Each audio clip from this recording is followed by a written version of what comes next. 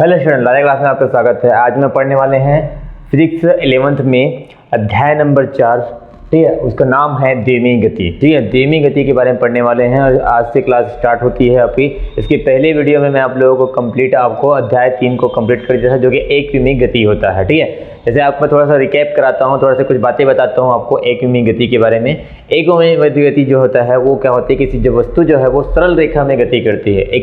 एक सरल रेखा में कोई वस्तु गति करती है, जैसे कि कोई कार जो है सीधी सड़क पर गति कर रही है, तो उसकी उस गति को हम लोग क्या कहते थे, एक विमीय गति कहते थे, या फिर उस गति को हम ऋजु रेखीय गति या फिर सरल रेखीय गति भी कहते हैं। ये मैंने आप लोगों को बता दिया था। ठीक है, अगर आपने उस वीडियो को नहीं देखा होगा तो जा करके देख लीजिए।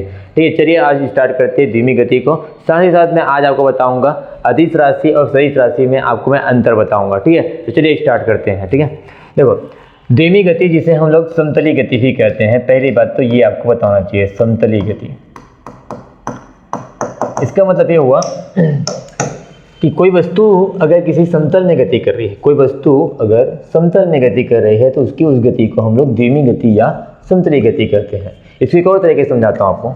जैसे यहाँ पे द्विमीय वर्ड लिखा हुआ है, इसका मतलब होता है दो अक्ष लेना है आपको, एक्स अक्ष और वाई अक्ष। ठीक है, ऐसे करके दो अक्ष लेना पड़ता है। जैसे कि यहाँ पे मैंने एक इसको लेकर के अगर हम बनाए एक समतल बनता है। अगर मैं यहाँ पे एक्स अक्ष को आगे बढ़ाऊँ, यानी इधर बढ़ा रहा हूँ मतलब एक्स अक्ष को आगे बढ़ा रहा हूँ, और ऐसे बढ़ा रहा हूँ मतलब वाई अक्ष को। ठीक है, तो यहाँ पे आपको एक समतल जैसा कुछ हिस्सा बन पाता है। तो इस प्रकार से आप ऐसे ही बोल सकते हैं इसकी परिभाषा, जब कोई वस्तु एक्स अक्ष तथा वाई अक्ष के सापेक्ष क्या करती है, गति करती है, तो उसकी उस गति को हम लोग क्या कहते हैं, द्विमीय गति कहते हैं। द्विमीय शब्द का मतलब होता है दो अक्ष।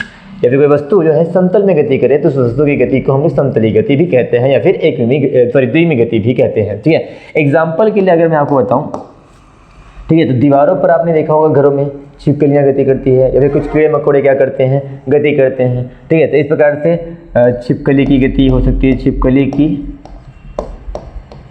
छिपकली की दीवारों पर गति, दीवारों पर गति। ठीक है, किसी भी मनुष्य द्वारा या फिर व्यक्ति द्वारा, ठीक है, जो क्या समतल में गति करती है। ठीक है, या फिर कोई भी जीव जंतु क्या करते हैं, समतल में गति करते हैं, तो उनकी गति को हम लोग क्या कहते हैं, समतलीय गति कहते हैं। जीव जंतुओं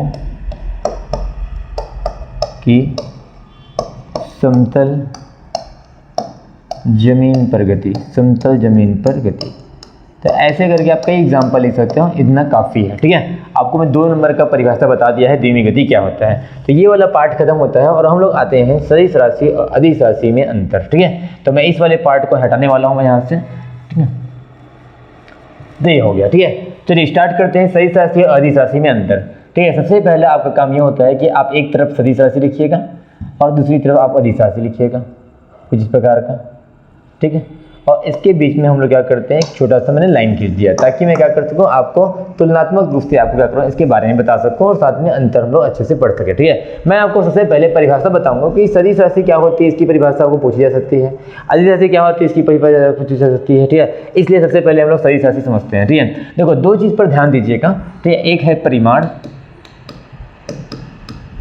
और एक है दिशा। परिमाण का मतलब होता है मान। ठीक है, उसकी वैल्यू कितनी होती है। ठीक है, जैसे कि मैं अगर बोलूँ कोई भी सदिश राशि जो होती है, ठीक है, ये प्रकार का देखा जाता है, ये भौतिक राशि होती है। पहली बात तो याद रखना, भौतिक राशि, इनको हम लोग क्या बोलते हैं, फिजिक्स में पढ़ने वाले राशि होते हैं, जिसको हम मापन कर सके उसे हम लोग भौतिक राशि कहते हैं। ठीक है, तो परिमाण जो है वो होती है। ठीक है, और दिशा भी क्या होती है, वो भी होती है। यानी कि ऐसी भौतिक राशि जिसकी परिमाण तथा दिशा दोनों हो, तो उन्हें हम लोग क्या कहते हैं, सदिश राशि कहते हैं। ठीक है, एग्जाम्पल भी बताऊंगा, एग्जाम्पल में आपको साथ में बताता हूँ। एग्जाम्पल के लिए है बल है, वेग है, बल वेग, त्वरण है, विस्थापन है, ठीक है, आदि। तो ऐसे कई एग्जाम्पल आप बता सकते हो। ठीक है, अब इधर आते हैं अदिश राशि में, उसको भी परिभाषा और एग्जाम्पल बताता हूँ। देखो अदिश राशि में क्या है, परिमाण होती है, परिमाण यानी मान तो होगी, परिमाण तो होती है। यहाँ पे नाम चल रहा है दिशा नहीं होगी। ठीक है, तो दिशा जो है इसकी नहीं होती। ठीक है, तो उसे हम लोग क्या कहते हैं, अदिश राशि कहते हैं। अर्थात इसकी परिभाषा ऐसी होगी कि वे भौतिक राशियाँ जिनकी परिमाण तो होती है किंतु दिशा नहीं होती, तो उस भौतिक राशि को अदिश राशि कहते हैं। एग्जाम्पल के लिए सबसे पहले समय, समय की कोई दिशा नहीं होती, दूरी, चाल, ठीक है। तो ऐसे और भी कई बता सकते हो, कार्य हो गया आदि। तो ये सब क्या है, अदिश राशि है, ठीक है।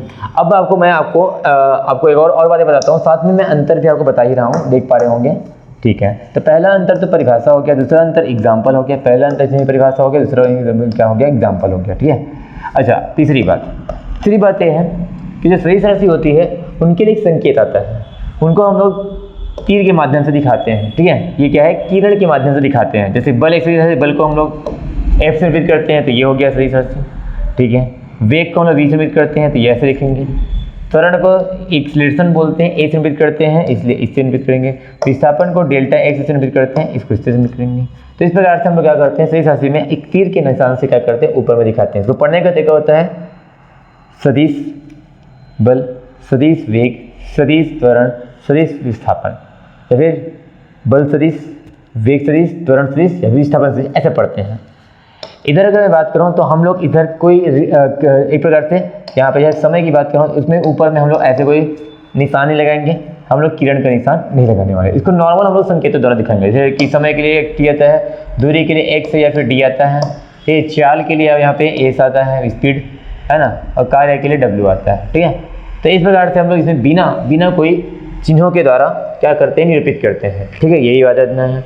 अब बहुत इंपॉर्टेंट बात बता रहा हूँ, चौथी बात क्या है। चौथी बात यह है कि जो अपने पास जितने भी सदिश राशि होते हैं, वो जो होते हैं बीजगणितीय योग के नियम का पालन करते हैं। बीजगणितीय योग का मतलब क्या होता है वो मैं समझाऊंगा, ठीक है। तो यहाँ पे लिख देता हूँ कि बीजगणितीय योग का नियम का पालन करते हैं। बीजगणितीय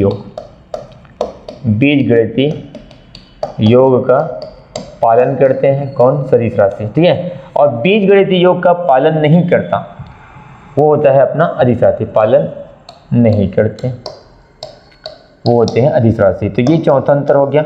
अब मैं आपको इसको समझा भी देता हूँ बीजगणितीय योग का मतलब क्या है। जैसे कि मैं अगर आपको यहाँ पे छोटी सी बात बताता हूँ, जैसे कि मैं किसी वस्तु पर क्या लगा रहा हूँ, बल लगा रहा हूँ, ठीक है। एक बल इस समय लगा रहा हूँ, ठीक है, जिसको मैं 5 न्यूटन बोल दे रहा हूँ, 5 न्यूटन। और एक बल मैं इधर लगाता हूँ जो क्या है 5 न्यूटन है, ये भी क्या है 5 न्यूटन का बल इधर भी लगा रहा हूँ, ठीक है। इसकी दिशा इधर है, इसकी दिशा इधर है, ठीक है। इसका मतलब हम लोग यहाँ पे दो बल जो है एक वस्तु पर क्या कर रहे हैं, समान परिमाण की लगा रहे हैं, समान मान के लगा रहे हैं। 5 न्यूटन ये भी है, 5 न्यूटन वो भी है, ठीक है। जैसे मैं मान लेता हूँ ये वस्तु है, वो इस बार इधर भी बल लगाता हूँ, इधर भी लगाता हूँ, इधर लगाता हूँ बल, एक इधर लगाता हूँ। तो जब मैं इसे बल लगाऊंगा तो इसमें कोई बल कार्य नहीं कर रही है, इसका मतलब इसके जो परिणामी बल है, टोटल जो बल आ रहा है वो क्या आ रहा है, 0 आ रहा है, ठीक है। तो इसका मतलब मैं कर क्या रहा हूँ, मैं यहाँ पे कर ऐसे रहा हूँ कि यहाँ पे मैं परिणामी बल निकालूंगा, परिणामी बल। तो हम लोग क्या करेंगे, अगर आपके पास इस वस्तु से अगर राइट साइड में अगर बल लग रहा है तो इसके लिए हम लोग क्या लिखेंगे, प्लस लिखेंगे। तो यहाँ पे प्लस 5 न्यूटन लिखूंगा, ठीक है। और अगर लेफ्ट तरफ लग रहा है उसके लिए हम लोग माइनस लिखेंगे, तो -5 न्यूटन लिखूंगा।